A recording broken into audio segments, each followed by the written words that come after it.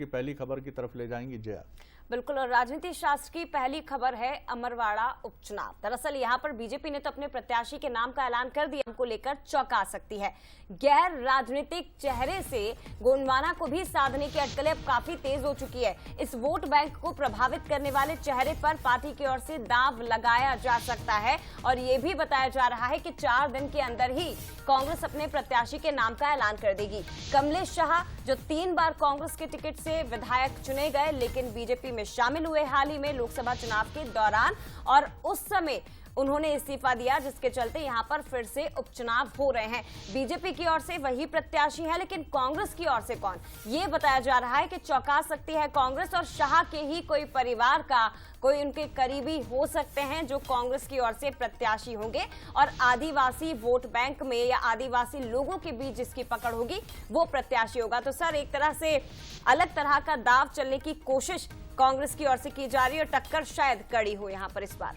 इस देश में एक दांव हमेशा चलता है चुनाव में जया, और उस दांव का नाम है जाति का दांव। बिल्कुल, और ये मुद्दों पे भारी पड़ता है, जनता के हितों पर भारी पड़ता है।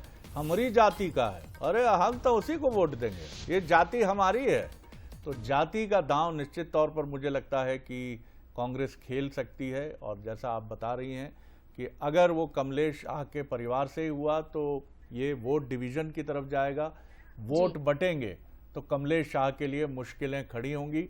और कमलनाथ के लिए ये बहुत ज़रूरी है कि वो वापसी करें, क्योंकि छिंदवाड़ा में जो हार मिली है उसकी चोट बहुत गहरी है।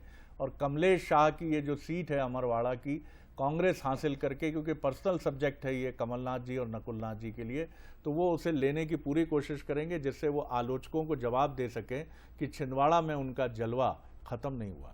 निश्चित तौर पर, और एक तरह से ये भी प्रयास, क्योंकि पार्टी संगठन पूरा भरोसा कर रही है, कमलनाथ जी को वहां पे फ्री हैंड कर दिया गया है कि आप अपनी तरफ से डिसीजन लीजिए, इस चुनाव को जीतने के लिए जो उचित हो वो आप करिए। और प्रत्याशी के लिए भी पूरी तरह से उन पर छोड़ चुकी है पार्टी कि आप अपनी पसंद से ही प्रत्याशी के चुनाव यहां पर करिए। लेकिन इसी के साथ अपडेट आपको ये भी दे दें कि यहां 10 जुलाई को वोट डाले जाने हैं। ऐसे में नामांकन की जो प्रक्रिया है वो आज से शुरू भी हो गई है। ये बड़ी जानकारी आपको इस अमरवाड़ा चुनाव से जुड़ा हुआ दे रहे हैं कि आज से प्रत्याशी के नामांकन की प्रक्रिया शुरू हो गई है। आज से प्रत्याशी नामांकन फॉर्म भर सकेंगे।